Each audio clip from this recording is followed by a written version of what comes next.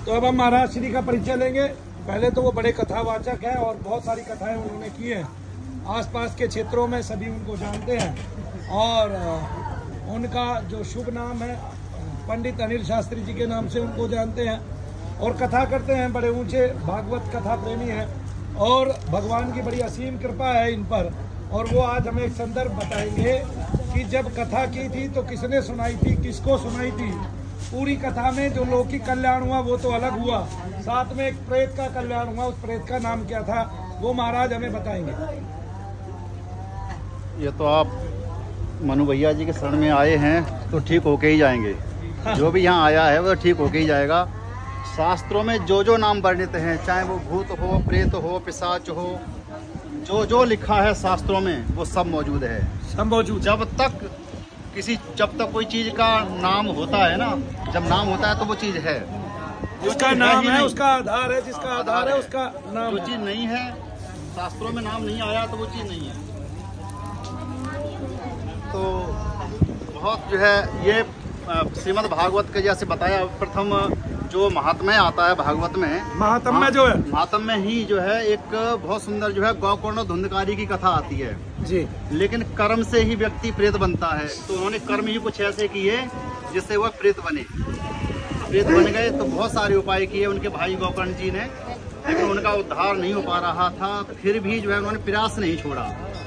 प्रयास नहीं छोड़ना चाहिए, आखिरी दम तक प्रयास जरूर करना चाहिए। मेडिकल का भी है तो मेडिकल का करो। अगर इस तरह से कोई जो है दैवीय शक्ति से कोई ठीक होना है तो दैवीय शक्ति के पास जरूर जाओ। प्रयास नहीं छोड़ना चाहिए। तो गौकर्ण जी ने उन्होंने प्रयास नहीं छोड़ा कि मेरे भाई प्रेत बन गए हैं, अपने कर्मों के द्वारा उनका उद्धार नहीं हो पा रहा है। तो भगवान सूर्य से प्रार्थना करी तो सूर्य भगवान ने उनको प्रेरित किया कि इनके लिए सप्ताह वाचनम 7 दिन की श्रीमद् भागवत की कथा इनको सुनाओ तो इनका कल्याण हो जाएगा। तो उनसे प्रेरणा मिली और उस कार्य में वो लग गए। इस कथा सुनाई तो जब 7 दिन की कथा पूरी हुई है तो देवलोक से भगवान के पार्षद आए हैं और विमान लेकर के उनके भाई को, जो धुंधकारी प्रेत बने हुए थे वो बैठ भी नहीं सकते थे, वो देव रूप बन गए और विमान में ले जाने लगे। तो गौकर्ण जी ने कहा कि भाई आप लोग कौन है, कहाँ से आए हो, मेरे भाई को क्यों लेके जा रहे हैं। तो उन्होंने कहा कि भैया इन्होंने बड़े भाव से कथा सुनी है भगवान की, इसलिए मैं इनको लेकर के जा रहा हूँ क्योंकि इनका कल्याण हो चुका है, अब ये देव रूप बन गए। तो उन्होंने कहा कि भेदभाव क्यों, ऐसा भेदभाव क्यों, क्योंकि कथा तो सुनी है हजारों ने, केवल अकेले इनके लिए क्यों लेके आए हो। तो फिर उन्होंने बहुत सुंदर एक दृष्टांत दिया कि थोड़ा कथा सुनने में फर्क हो गया। इन्होंने जो कथा सुनी है बड़े भाव से और जो सुना है वो जीवन में उतार लिया। कुछ लोगों ने जो इधर से सुना वो इधर से निकाल दिया, बस यही फर्क पड़ गया। तो सब ने कहा कि ये तो बहुत बड़ी गलती हो गई। तो फिर उनसे प्रार्थना करी कि आप दोबारा फिर कथा सुनाएं, अब दोबारा ये ऐसी गलती नहीं होगी। फिर उन्होंने उसको जीवन में उतारा और उनका कल्याण हो गया। देव रूप जो है देव रूप बन गए और जय जयकार हुई। बोलो गौकर्ण जी महाराज की, शनिदेव महाराज। इसी संदर्भ में एक क्वेश्चन और पूछता हूँ। आज कम से कम कुछ भी नहीं तो भारतवर्ष में 50,000 कथावाचक जरूर होंगे। हाँ बिल्कुल है। तो वो जब कथा करते हैं तो एक बार में जब कथा होती है प्रत्येक 10 दिन में 50,000 कथावाचक कथा करते हैं और एक कथा जो है कितने दिन में हो जाती है? तकरीबन 7 दिन में होती है। और मुझे पता है कि 1 करोड़ बार कथा हो चुकी है। बिल्कुल जो है तो 1 करोड़ प्रेतों का उद्धार तो कथा से करना ही करना चाहिए था कथावाचकों को। जो आज के कथावाचक हैं क्या वो प्रेत के उद्धार के लिए कथा कर पाते हैं? वो अपने लिए कर रहे हैं, वो अपने उद्धार के लिए बहुत अच्छे तालियां बजा रहे।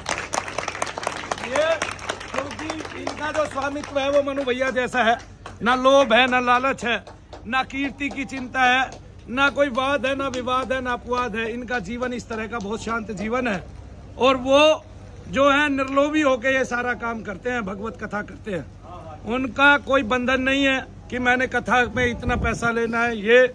ये जो है ऐसा जो एक तरह से ये चोरिया कर्म होता है भगवान के दर पे, इस तरह का कर्म उनका है नहीं और वो शास्त्रोक्त सारी विधि से आपको कथा सुनाते हैं। उन्होंने इसलिए ये बता दिया कि आज जो कथा है उसका पहले एक मूल्य रख लिया जाता है, मूल्यांकन किया जाता है, इसलिए उसमें किसी का उद्धार होता नहीं है। तो इसलिए शास्त्री जी ने हमें बहुत बड़ी बात बताई है ये अपने संदर्भ से जी। और कुछ कहना चाहेंगे? बस आनंद आ रहा है देख करके, बहुत अच्छा पॉजिटिव वातावरण हो रहा है, यज्ञ हो रहा है, इससे बड़ा क्या है। और उनको आज ये बता दीजिए, क्या कहते हैं कि यहाँ पर आकर जितने लोग सर घुमाते हैं वो बताइए कि उसकी तरक्की कितनी हो चुकी है, कि सर घुमाने की लोगों की कितनी हाजिरियां बंद हो चुकी है। पहले तो यहाँ जितने लोग बैठे हाथ उठाएं दोनों, जिनकी हाजिरियां बंद हो गई है।